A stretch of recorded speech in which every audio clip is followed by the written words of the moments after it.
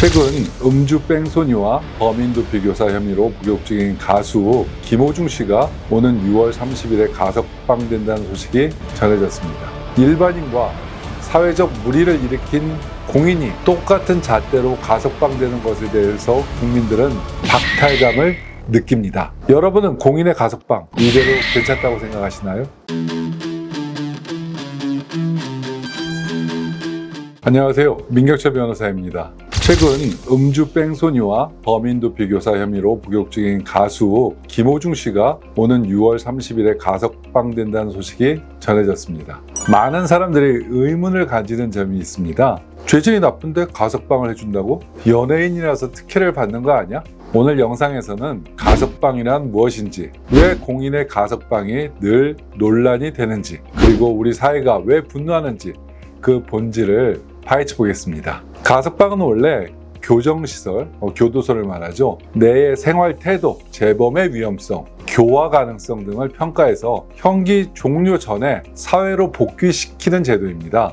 제가 알기로는 수용 태도가 좋더라도 다수인에게 피해를 준 범죄자라든가 피해 회복이 되지 않은 범죄자, 죄질이 극히 불량한 범죄자, 성범죄자들은 거의 가석방을 해주지 않는 것으로 알고 있습니다. 사실 일반인 수용자의 경우에는 가석방이 너무 절실하지만 가석방이 된다 하더라도 세상은 크게 관심을 가지지는 않습니다. 요건을 갖춘 모든 수용자는 전부 심사 대상이 되고 엄격한 심사를 거쳐서 결정되는 교정행정의 일부이기 때문입니다. 그런데 왜 김호중 씨의 경우는 이토록 시끄러운 걸까요?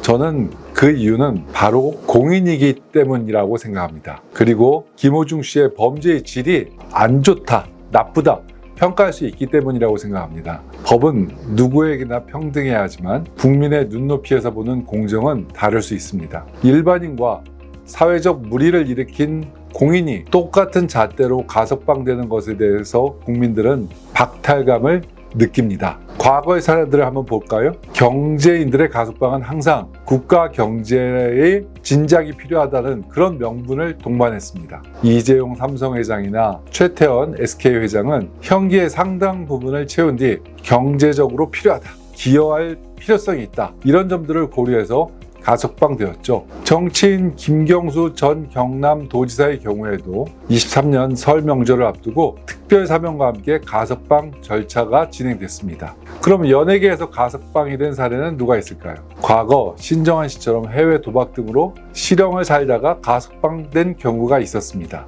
또 조영기 씨는 좀 경우는 다르지만 음주운전을 하다가 행인을 치여서 사망하게 한 뒤 시신을 인근 숲속에 유기하고 뺑소니를 쳤다는 그런 사건이 있었죠. 1심은 징역 3년, 항소심은 징역 5년으로 형량이 오히려 늘어났습니다. 하지만 대법원에서 사건이 파기환송되었는데 이 과정에서 피해자 유족과 합의되고 잘못을 뉘우치고 있는 점 등이 참작이 되어서 최종적으로 집행유예 판결을 받고 석방된 적이 있습니다. 김호중 씨의 사건의 경우에 대중들은 이렇게 가석방되는 거는 범죄에 은폐한 것 치고는 대가가 너무 가볍다, 유명인은 적용되는 법이 다르다라는 분노를 표출하고 있습니다. 김호중 씨의 사건을 보면 대리자수지시, 조직적 은폐, 어떻게 보면 이는 사법 시스템 자체를 기망하거나 조작을 가한 그러한 죄이기 때문에 이런 죄질을 가진 인물에게 일반인과 동일한 모범 수용 점수를 적용해서 조기 출소시키는 것이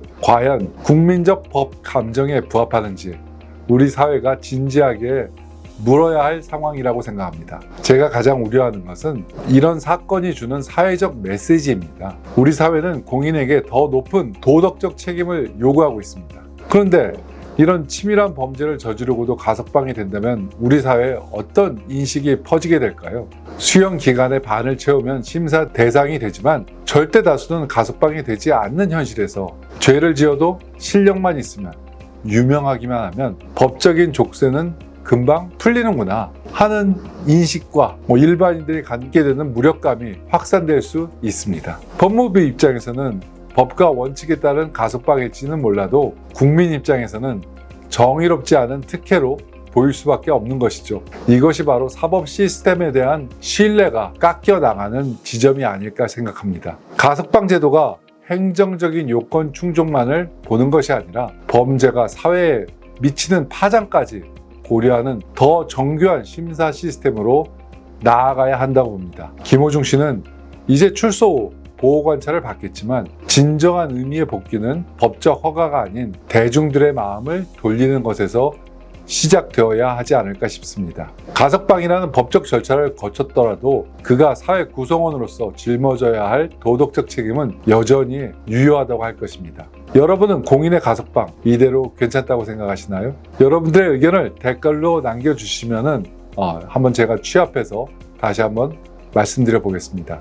저희 채널에 좀 구독과 좋아요를 통해서 좀 힘을 실어주세요. 법 정의를 지키는 그런 채널이 되도록 노력하겠습니다. 다음에는 더 좋은 소재로 찾아뵙겠습니다. 감사합니다.